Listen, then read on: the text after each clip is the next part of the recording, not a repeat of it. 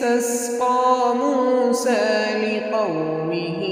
فَقُلْنَا اضْرِب بِّعَصَاكَ الْحَجَرَ فَانفَجَرَتْ مِنْهُ 12 عَيْنًا قَدْ عَلِمَ كُلُّ أُنَاسٍ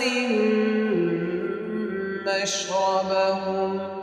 كُلُوا وَاشْرَبُوا مِن رِّزْقِ اللَّهِ وَلَا تَعْثَوْا فِي الْأَرْضِ مُفْسِدِينَ وَإِذْ قُلْتُمْ يَا مُوسَىٰ لَن نَّصْبِرَ عَلَىٰ طَعَامٍ وَاحِدٍ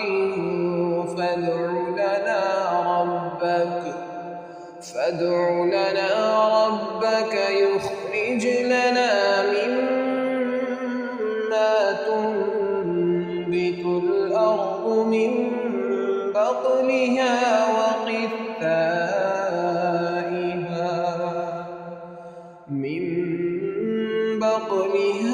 وَقِثَّائِهَا وَفُومِهَا وَعَدَسِهَا وَبَصَلِهَا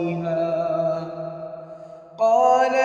أَتَسْتَبْدِلُونَ الَّذِي هُوَ أَدْنَىٰ بِالَّذِي هُوَ خَيْرٌ اهْبِطُوا مِصْرًا